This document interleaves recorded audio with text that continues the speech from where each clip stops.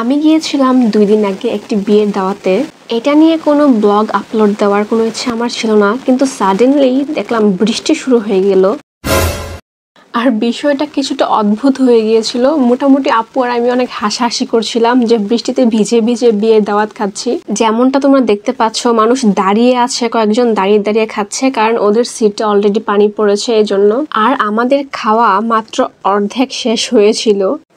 এই বৃষ্টি পড়া দেখে কিছু ক্লিপ নিয়ে নিলাম। আর এখানে সবচেয়ে বিরক্ত হচ্ছিল এই বাচ্চাগুলো, সাবা আর আনমোল। সাবা তো অলরেডি কান্না শুরু করে দিয়েছিল, সে কান্না করছিল আর বলছিল আম্মি এটা যদি ভেঙে পড়ে যায় আমাদের উপর, ছাতা কেন দিচ্ছে না, বৃষ্টি হচ্ছে। আনমোলকে দেখো, সে তো নিজেকে বৃষ্টির পানি থেকে বাঁচানোর চেষ্টা করছে। যেহেতু বিয়েটা কোনো কমিউনিটি সেন্টারে হচ্ছিল না, একটি প্যান্ডেল করে করা হচ্ছিল, যার জন্য সমস্যাটা হলো।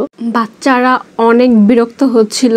সাবা তো একদম উদাস হয়ে, কান্না করার পর উদাস হয়ে বসেছিল। খাওয়ার পর কেউই বাসা যেতে পারছিল না, সবাই মোটামুটি সাইডে দাঁড়িয়ে ছিল। আর এই জায়গাটাতে পানিও ভরে যাচ্ছিল।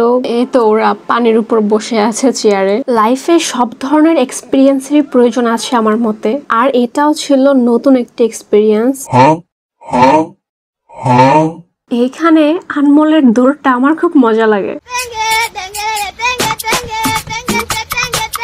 সাবস্ক্রাইব না করলে কিন্তু পরের ভিডিওটা পাবে না। সাবস্ক্রাইব করে দাও। Thank you.